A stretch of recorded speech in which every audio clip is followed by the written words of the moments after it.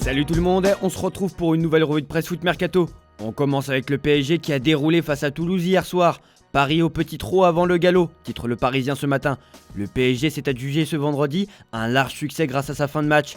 Il garde ses distances et 6 points d'avance sur Monaco. La semaine prochaine, il défiera le Bayern Munich en Ligue des Champions. Et justement, l'équipe prévient le PSG. Le Bayern, ça sera autre chose. La performance de Paris montre à quel point cette équipe est forte en Ligue 1, mais peut se montrer aussi fragile en Ligue des Champions. En gros, c'est une équipe à deux visages. Au niveau des individualités, João Neves est l'homme à tout faire de Luis Enrique.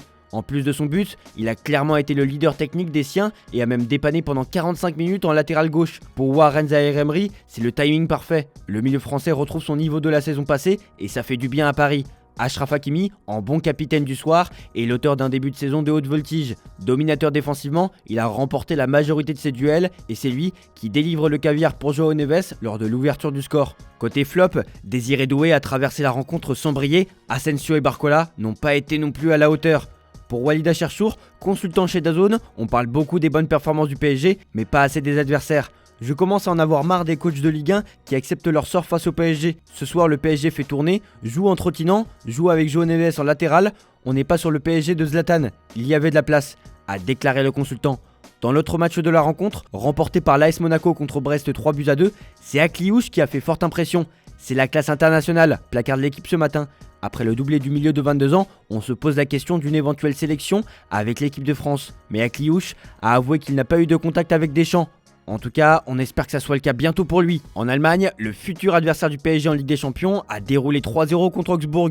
3 buts qui ont été inscrits par la tornade Harry Kane. Dans une soirée glaciale à Munich, l'Anglais s'est offert un triplé, dont 2 pénaltys et une tête dans le temps additionnel.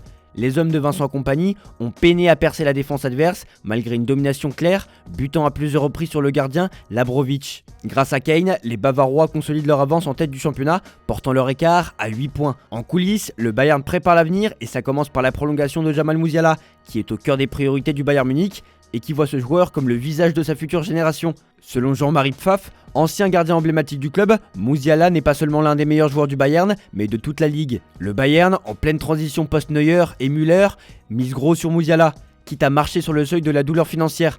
Sa fidélité pourrait également convaincre d'autres talents, comme Florian Wirtz, de rejoindre le club. Je serais très heureux si Musiala reste longtemps au Bayern, a conclu Pfaff, soulignant l'importance de cet investissement pour l'avenir du club. Le club qui avait misé depuis le début sur Lionel Messi et qui s'est vu récompensé pendant plusieurs années par son talent, c'est le FC Barcelone. Le Barça de Flick est spectaculaire, titre Sport, qui relaye les propos de Messi vis-à-vis de l'équipe de Flick. Dans une interview, Lionel Messi a exprimé son attachement à Barcelone, affirmant « Mes enfants sont catalans, la vie à Barcelone nous manque, et dans notre esprit, il y a toujours l'idée de revenir y vivre demain. » Après avoir loué le Barça d'Hansi Flick, il a salué la confiance qui est accordée aux jeunes. Quand on leur donne confiance, ils répondent, a déclaré la Pulga. De son côté, Flick a qualifié les paroles de Messi d'honneur et a souligné que cela montre qu'il suit l'équipe de près et qu'il porte toujours le club dans son cœur. Une harmonie qui illustre le lien fort entre Messi et le Barça, même après son départ. Mais malheureusement, Messi ne sera pas de la partie pour le gala du 125e anniversaire du club, qui aura lieu le 29 novembre prochain. L'Argentin avait déjà des engagements programmés qui empêchent sa présence. Dans tous les cas, il est prévu que Léo Messi participe à l'élaboration du gala commémoratif avec une vidéo enregistrée ou par le biais d'une connexion à distance. Côté résultat hier soir, Retafe s'est imposé 2-0 face à Valladolid. En Espagne, on se prépare aussi à la grande assemblée qu'attend Florentino Pérez, qualifié par le Real Madrid de la plus importante de la décennie. Comme on peut le voir sur la une de Marca, 11 sujets sont mis sur la table. Le président a réaffirmé son engagement à protéger le club contre les menaces d'expropriation et à maintenir sa propriété par les socios via une structure renforcée. Il va également aborder la Super League qu'il espère lancer en 2025 malgré les tensions persistantes avec l'UEFA. Concernant le Ballon d'Or, Pérez a justifié l'absence du club et dénoncé un manque de considération pour le Real Madrid. Enfin, il voudra défendre Vinicius tout en détaillant les enjeux liés au stade, aux concerts suspendus et aux projets futurs. Toujours dans l'actualité madrilène, Rodri fait sa traditionnelle tournée médiatique après avoir reçu le Ballon d'Or. Dans une récente interview, l'Espagnol a mentionné qu'il serait toujours honoré par un appel du Real Madrid. Mais le club madrilène ne prévoit pas d'investir dans Rodri, même si le renforcement du milieu de terrain est une priorité, puisque la stratégie du Real reste axée sur l'acquisition de jeunes talents capables de s'inscrire dans un projet à long terme. De plus, Rodri doit actuellement se remettre d'une déchirure du ligament croisé, un obstacle majeur à toute éventuelle négociation. L'admiration de Rodri envers le Real ne semble donc pas réciproque. Les merengues concentré sur des profils différents et des investissements mesurés, observe d'autres options pour renforcer son effectif sans envisager de s'aligner sur les performances ou la notoriété du Ballon d'Or en titre. D'ailleurs, après les propos du milieu de terrain sur le fait que Vinicius devait se concentrer sur le terrain, Neymar Junior est monté au créneau pour défendre son compatriote en écrivant dans les commentaires d'une publication Instagram « Il est devenu bavard maintenant », en référence à la personnalité plutôt discrète de l'Espagnol en temps normal. On part en Angleterre avec le nouvel homme providentiel à Manchester. Depuis le départ de Ferguson en 2013, une série de managers ont échoué à relancer le club. Ruben Amorim, nouveau coach, hérite d'une équipe en perte de confiance et d'identité. Dans le Daily Mirror, le Portugais se dit convaincu d'être le bon gars au bon moment pour relancer le club. Succédant à Erik ten Hag, il hérite d'une équipe 13e au classement mais croit fermement en son potentiel. Vous pensez que ce n'est pas possible ? Je pense que c'est possible, a-t-il déclaré.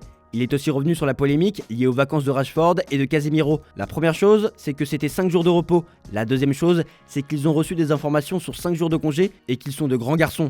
Mais vous ne pouvez pas mettre cela sur le dos des joueurs, a déclaré le coach, de quoi étouffer les critiques. Dans le Daily Mirror, Pep Guardiola, le coach de l'autre Manchester, est sous pression après une série de 4 défaites consécutives, toutes compétitions confondues. S'il a signé un contrat jusqu'en 2027, il sait que sa place dépend des résultats.